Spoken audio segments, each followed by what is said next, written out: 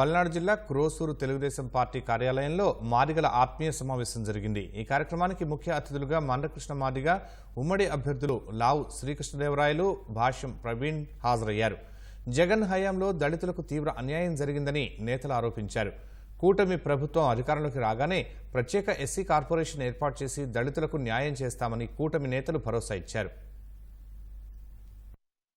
రెండు రాష్ట్రాల్లో కూడా చాలా పదవులు ఇవ్వడానికి చూశారు। ఏ పదవి ఇచ్చినా గానీ ఎంపీగా, ఎమ్మెల్సీగా ఇచ్చినా గానీ ఆయన సున్నితంగా తిరస్కరించి నాకు ఈ వర్గీకరణ అవ్వాలి, ఆ 5 సంవత్సరాలు కొద్ది గొప్ప చేస్తానేమో, ఏదైతే వర్గీకరణ చేస్తే ముందు తరాల వారికి ఒకటి మనం మంచి చేసినట్లు మనం ఉండిపోతాం, ముందు తరాల వారికి మనం ఎలా ఉపయోగపడ్డాం అనేది కావాలి। ఇప్పటికే తెలుగుదేశం పార్టీ చాలా క్లియర్ గా చెప్పడం జరిగింది, ఎస్సీ సబ్ ప్లాన్ కింద కేటాయించిన ప్రతి ఒక్క రూపాయి కూడా ఎస్సీ సోదర సోదరి మంది మీదే ఖర్చు పెడతాం వచ్చే 5 సంవత్సరాల నుంచి అని చెప్పి ఎస్సీ సబ్ ప్లాన్ లో ఉన్న నిధులన్నింటినీ పక్కదారి మళ్లించి మన డెవలప్మెంట్ కు ఉపయోగం లేకుండా చేసిన వ్యక్తి జగన్మోహన్ రెడ్డి 5 సంవత్సరాల్లో దాదాపు 1300 మంది దళితులపై దాడులు జరిగిన సందర్భం ఉంది। వైసీపీలోని నాయకులు ఎవరు ఖండించకుండా జగన్మోహన్ రెడ్డికి తానా అంటూ తందానా అంటూ దళిత నాయకులు కూడా గౌరవించి మాట్లాడిన సందర్భం। తెలుగుదేశం పార్టీలో ఎవరైనా మాట్లాడితే వారి మీద దాడులు చేసిన సందర్భం। తెలుగుదేశం పార్టీకి మద్దతుగా మందకృష్ణ గారు నిలవడం చాలా